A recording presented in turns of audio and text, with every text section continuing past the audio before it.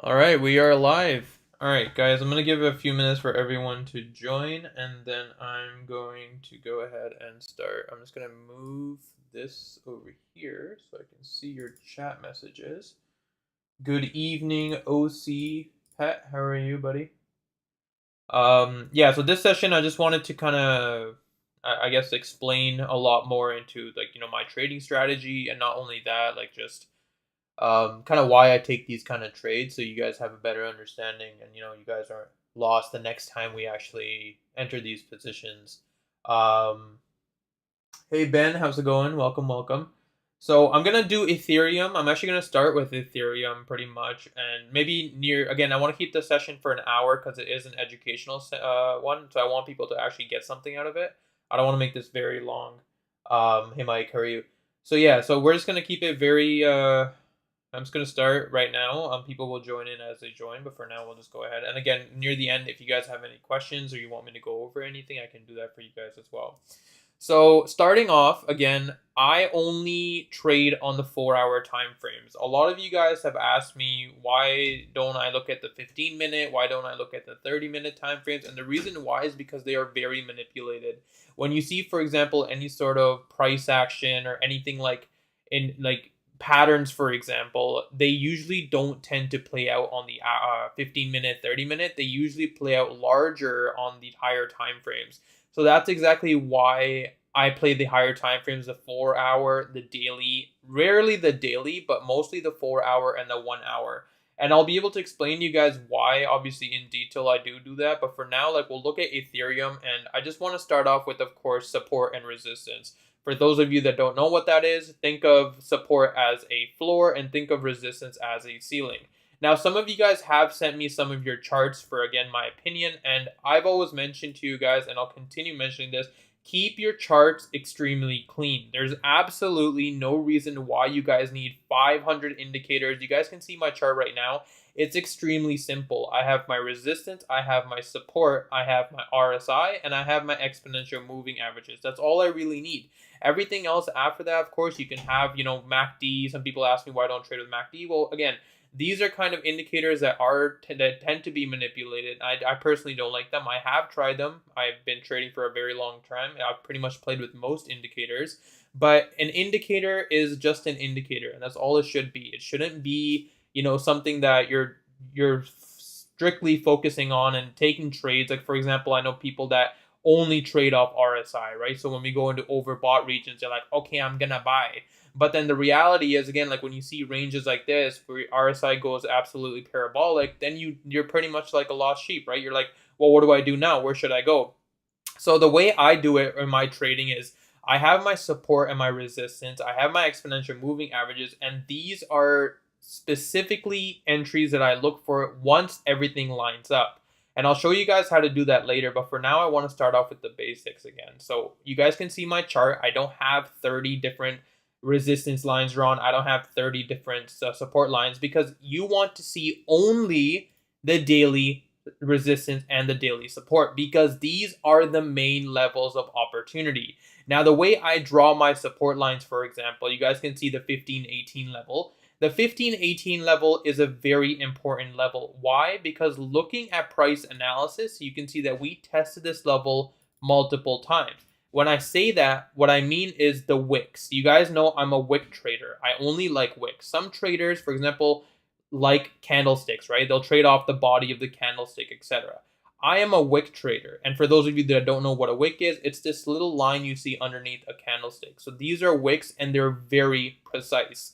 The reason why they're very precise is it shows you previous price action. You can see that the market, obviously, sellers came in, took the price to 1518, then buyers bought it right back up, and that's what created this little wick opportunity.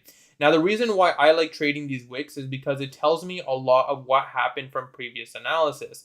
You can see from our trading yesterday, I believe it took place in our Telegram, we had an insane amount of profit. And the reason why was because I mentioned we will probably be looking to head into the 1518 region. This daily support is very important. So now the question comes, okay, well, how do you decipher where to put that daily support? How do you know where to put it? So what I look for is 3 tests on a support line. Of course, on the daily time frames, you can see we had multiple tests, right? You can see that the price came tested here, tested here. I'll draw it out for you guys. Tested over here, it tested over here, it tested over here, again, it tested over here. So this to me is a good area to draw my little line. Then what I do is immediately after, I look at the resistance. So I look at where price went and where it rejected. You can see right from the blue line, I'll go ahead and delete my circle here for you guys. But right from the blue line, you'll see that the price rejected, let me zoom in, at this specific level right here at 1658. This level, you can see from a ton of price action, was a very key resistance point. This is where price pretty much rejected multiple times.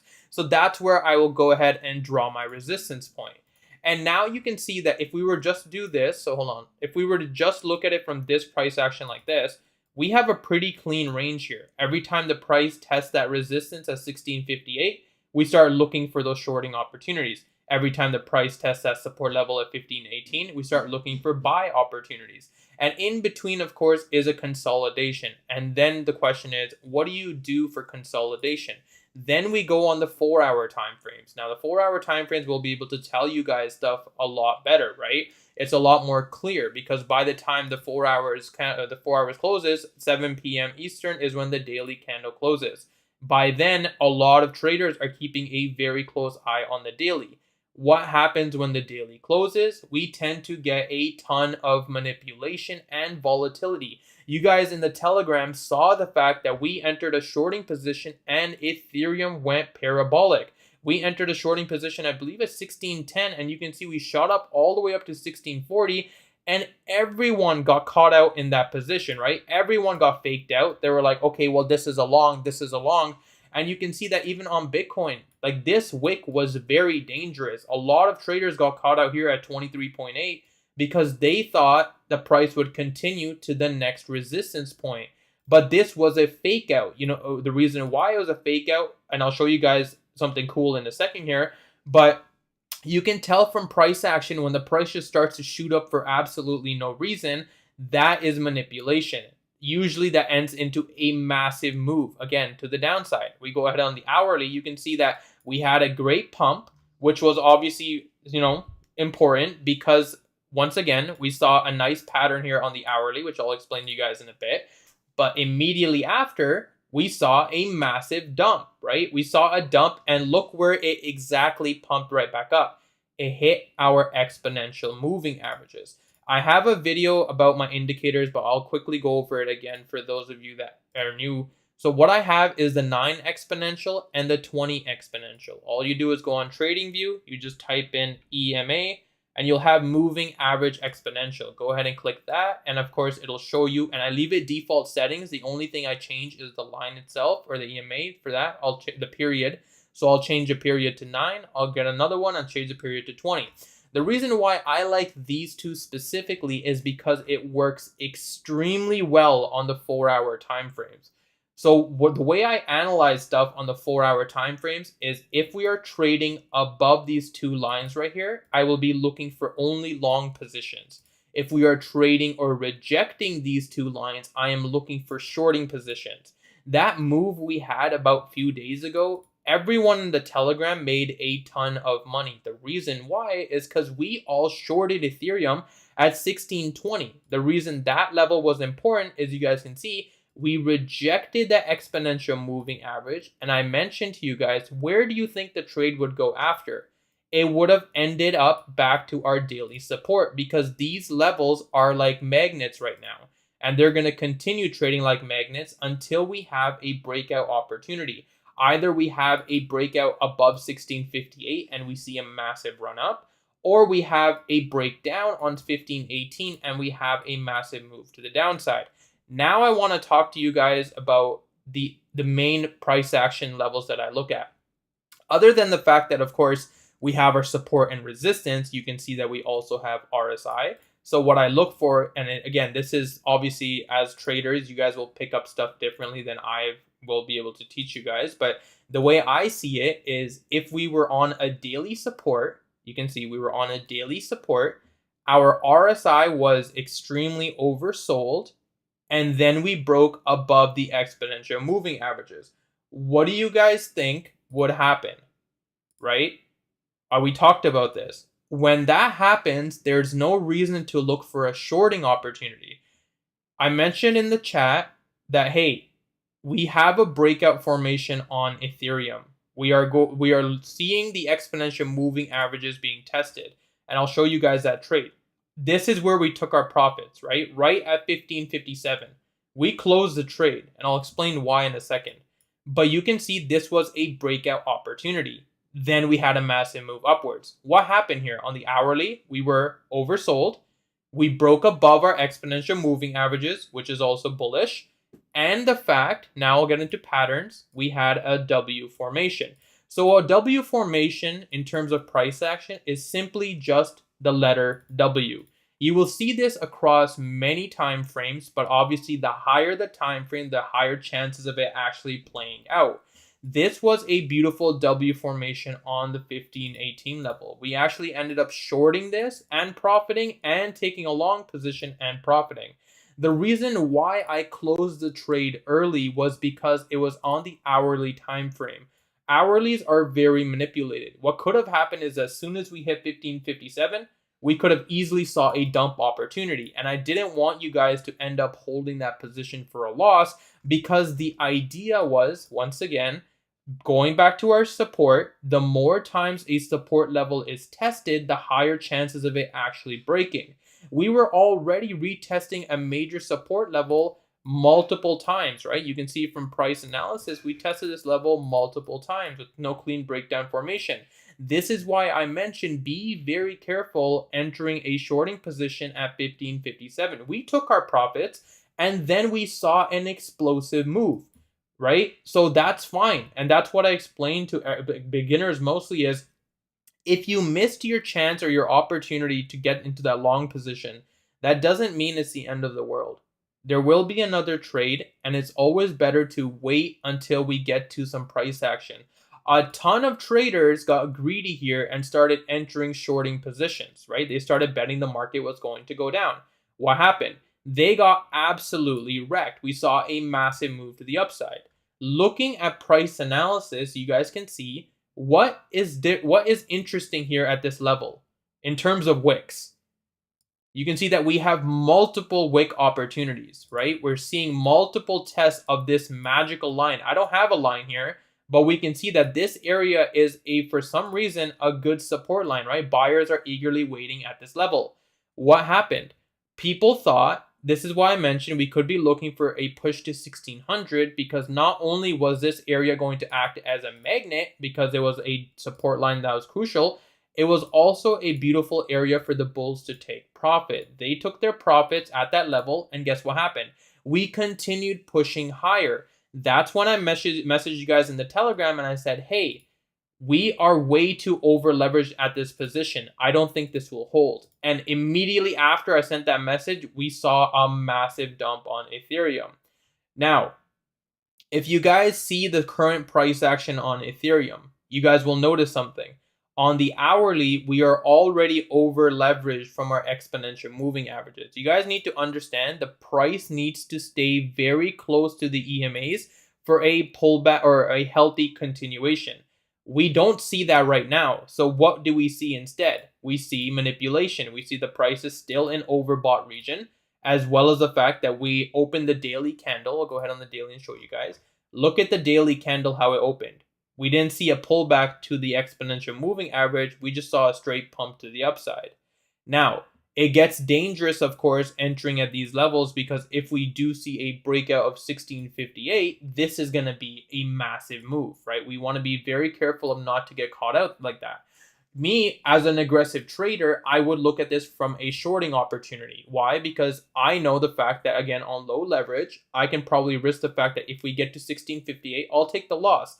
It might be a decent loss, but the profits of obviously moving the trade back down to our 20 exponential is a lot higher. The reason why is the current price action on Bitcoin, you can see, is extremely manipulated, right? We are in something we call a BART formation. And now I want to talk to you guys of what a BART formation is. You guys hear me talk about this every single time in my videos, and I've mentioned this in Telegram multiple times. And the easiest way to put it is think of Simpsons, Bart, the character, and his head. This is what we see. I have been trading crypto for a very long time, and these patterns play out almost every time. Every time we get into a BART formation, there are two key factors to understand. Number one, you can see that we were in a BART formation here. If we do see a continuation push, that ends up being a short squeeze, and it ends up being a massive move. But if this BART formation were to play out to the downside, it is a very large candlestick, ladies and gentlemen, a very large candlestick. It doesn't take anything. Like I don't know how to explain to you guys how many people get wrecked. So if we look here on this price analysis, you can see we had a beautiful BART formation. Look what happened to Bitcoin's price as soon as we broke, once again, that major support level here at 22.8. As soon as we broke that level, in one candlestick, Bitcoin dropped from 22,800 all the way down to 21,300. This is why BART formations are very profitable trades. But you have to understand that if you get caught out in a BART formation as a fake out, a lot of traders probably saw this as, oh, hey, this is a BART formation. I'm going to enter a short. And they got wrecked. And this is why it takes time to understand BART formations and obviously get the proper confirmations. You guys don't want to be looking into BART formations as an area of opportunity every time. Things can get extremely dangerous extremely fast because guess what? When you have a BART formation, all of these short positions get absolutely wrecked every single time. So you guys need to understand when you're trading BART formations, it is very risky and not something I recommend for beginners. But if you can get a hang of them, they play out extremely well. You can see that we saw this BART formation at 25,000. I can show you guys another example here. This is obviously a little bit more extreme, but you can see that once again, guess what happened? We had a huge BART formation on Bitcoin. Once we broke a daily support, what happened to Bitcoin's price? We capitulated. And I hope you guys can understand, like, and trying to piece together everything I'm explaining to you, because the reason why we don't just trade off magical indicators and I don't have 1,000 different things going on is because the way I learned was simple is best. If I see a BART formation, I have to keep that in mind. I would much rather be holding a short position than be holding an area of opportunity for a long position. The reason I say that is when you have a BART formation, you're risking the BART. You're risking the fact that you could see a massive move to the downside. If we look here on Bitcoin's daily time frames, what do you guys see that's different here? I want to see in the chat if you guys can just post it. Look at the indicators. What's something that's dangerous right now that's happening on Bitcoin on the 4 hour or the daily time frame? I just want to see if you guys are kind of understanding what I'm saying here. But if you guys, again, so I'll go ahead and explain just again for the education purpose. But the reason why this area, of course, is important is exactly, guys. Over leveraged territories, overbought areas. Look at the RSI. Look how extreme we are in terms of overbought region. Do you really want to hold a long position and wait for the massive move to the downside? Because I promise you it will happen. The more Bitcoin pushes to the upside like this with this massive BART formation and manipulation, the larger the move will come. I've always explained to you guys, ladder case upwards, elevator down. And this is a perfect example of what's happening on Bitcoin. This is why I short. I have told you guys this many times. If you notice from my trades, 90% of them are shorting positions. I'm not completely against a long position. You guys saw me take one long position in the whole chat since we've started. I don't mind taking long positions. The problem is the market isn't telling me to take a long. Yes, technically speaking, it's an uptrend, but again, with current price analysis, with the current market conditions, I don't want to be holding Bitcoin at these levels. I would much rather hold down here around the 15,000. And I did mention to you guys, even at the 15,000, that, hey, this is a good area to take a buy position. Why? Because you can see we had such a massive downfall after FTX that we were starting to see a consolidation. If you guys pay attention to RSI on the 4 hour time frame, even the daily, we were completely bottomed out. So what was the reason to take a short? This is where trading psychology comes into play. What most people think and read is, oh my God, Bitcoin is going to continue. We're going to 12,000. We're going to 10,000. And if you guys pay attention when I zoom out of the chart, you'll see we had a beautiful W formation. See how that plays out? This is stuff that you can find on the 4-hour time frames, and regardless of what people are saying, do what you think is right. And I've told you guys this many times. I can sit here and, this is exactly why I don't give signals, because I can sit here and right now, current market state in the current Fair Desk competition, I'm 94% accurate.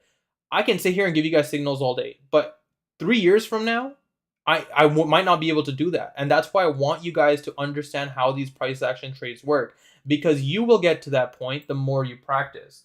I'm just gonna read the chat real quick. How do you know when the downtrend? Okay, yeah. So how do you know when the downtrend will happen? So again, in the beginning, I talked about our exponential moving averages, right? This is a leading indicator for me to know when a downtrend is going to happen. Right now, you can see that we are trading above these two yellow lines. We're in an uptrend, but the minute Bitcoin goes in a downtrend, look what happens to the lines. We start to use them as resistance, right? We can see that we had multiple retests on those lines, and we're using them as resistance. This is a downtrend. That's our area of opportunity to look for a short. You can see that paired with the daily support breakdown, paired with the BART formation, paired with the fact that we were in overbought regions. Guys, this was such an easy trade. Like, look, RSI was overbought. We were in a BART formation. We broke our daily support and we just capitulated, right? Everyone's like, oh my God, I was so shocked. I don't know what happened. But in reality, the traders that have been paying attention to these price actions, they made a ton of money off that day. Because you can see Bitcoin's price went from 21,000 all the way down to 15,000 in a matter of 2 days. That's a massive opportunity, and that's exactly what we hunt, right? Those are the kind of opportunities we hunt.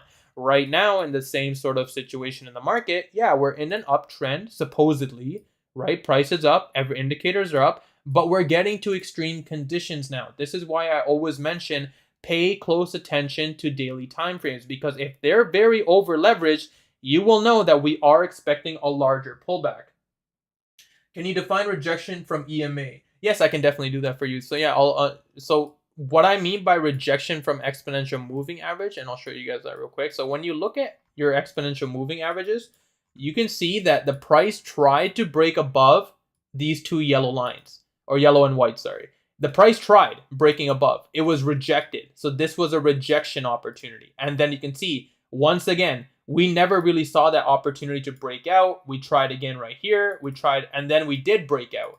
So like I said, when we break out of the exponential moving averages, that's not an area for a short position. That's an area for a long position. Now, this is where trading psychology, once again, as beginners, this is where it comes into play. As a beginner, I don't want you guys to take this lesson and every time we break out, you're entering a position. This takes time to understand of what is a fake out and what is a good opportunity for a buy position. Right now, we don't have that opportunity, right? You can see that from previous price analysis, we have broken out. You can see that, oh yeah, we got a breakout right here. Everyone will look for a long position. And immediately after it got dropped.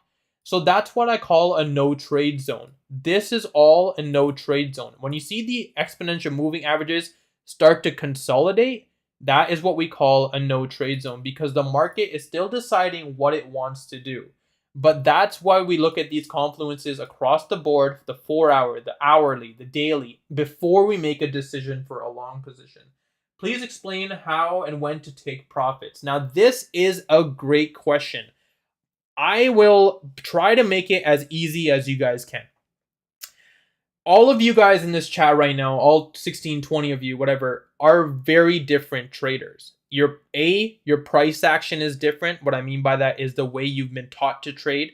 B, your psychology is different. What you value money versus what the next person might value money might be different. For example, Ethan might value $1,000 as a lot, and Ben might value $5,000 as, pocket change.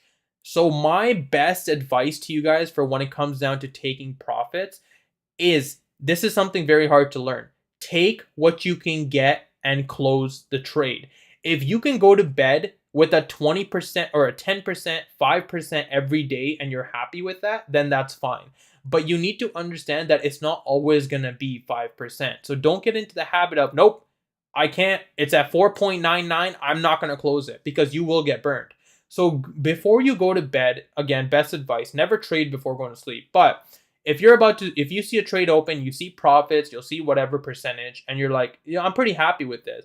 Take those profits. You guys have seen me as a trader scalp the market completely. I'm entering Ethereum and exiting within $7. Like, that's not a big trade. That's like 8%, whatever. Obviously on a little bit higher leverage, but for me, I would rather go to bed knowing the fact that I traded 8% a day. And if you guys look in the Telegram, I showed you guys my win-loss ratio and the amount of profits. In a week, we're up $9,000. From a $5,000 account, that's insane.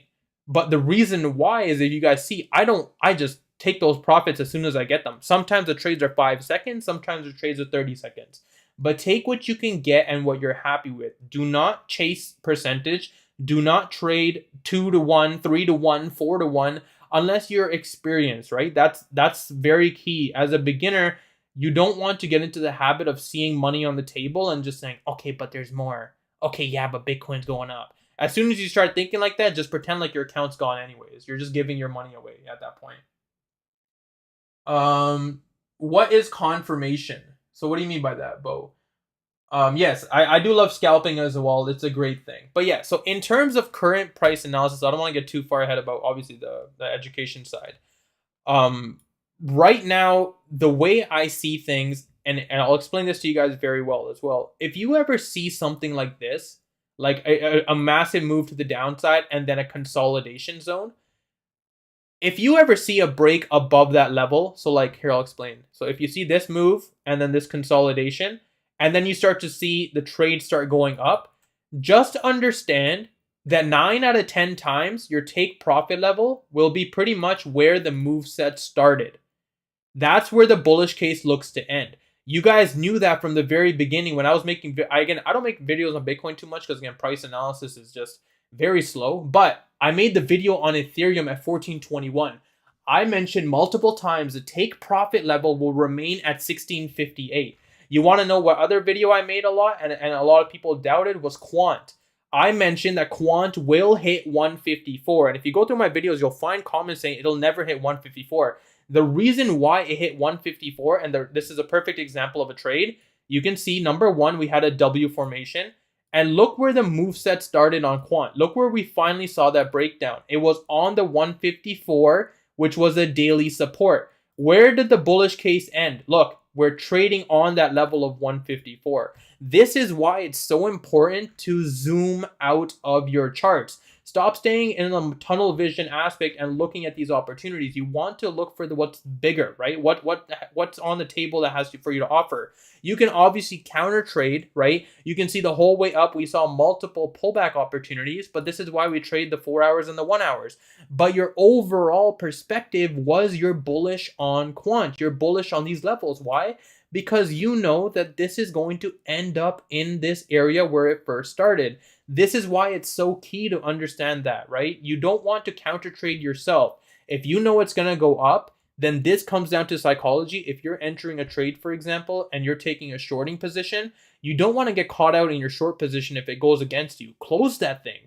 Of course, if the trend is going down and you got caught out in a short position and it comes back up a little bit, who cares? Like, at the end of the day, you know it's down anyways. Sooner or later, it'll come back. That obviously depends on your risk management and stuff. And that's a whole different topic, which I don't really want to get into right now. Exactly. Smart money moves in no emotion. And guys, I'm not, again, I make mistakes, right? I have made mistakes. I will continue making mistakes. And that's what makes you as a trader, is understanding why you made the mistake and trying to fix it the next time. You don't understand, as a beginner, I think 2.5 years before I was profitable as a trader. 4 years before I was able to teach as a trader. Because the thing is, all of my students at the time were all different traders. And I really understood what goes on in the mind of an actual proper trader. We had day traders, we had swing traders, we had everything you can think of. But the main concept was emotions. everyone was emotional. They were either emotional about sleep, so no sleep. They were emotional about profits. They weren't taking profits on time. They were over trading. They were always hunting a trade. There's always going to be emotions. But when it comes down to it, you got to understand that every time you enter a trade, just know that you can lose money at an extreme rate if you don't understand what you're doing. So the best case for you guys, again, I've mentioned this to you guys many times, is on FairDesk, there's a free simulation account. You can literally click on the link in the bio and open a simulation account and practice. Practice these strategies, guys. You can either do it with live money or you can do it with fake money, but practice these strategies because it's going to teach you what kind of trader are you, what kind of psychological trader you are.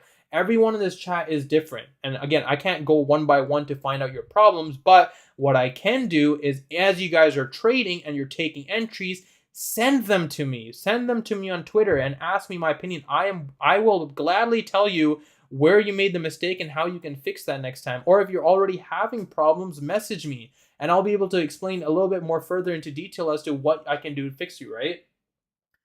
Yes, there's a simulation account on FairDesk. So if you guys click the link on the bio, there's a simulation account. You just open the account with the link and then it'll say simulation trader. Click on that, put whatever amount of money you want to, and practice. I send the trades in the chat and the Telegram all the time. You guys can practice these trades too. And if you want to, honestly, guys, if you want anything that you're going to take from this video, set up your charts. And then if you want, send them to me and I can give you guys some advice whether or not they're good. I think number one, everyone, what they should do is set up their support and resistance because this is probably the biggest key factor in my trading. A lot of people get support and resistance wrong and they place their lines wrong and they end up getting caught in positions that they shouldn't have been in to begin with.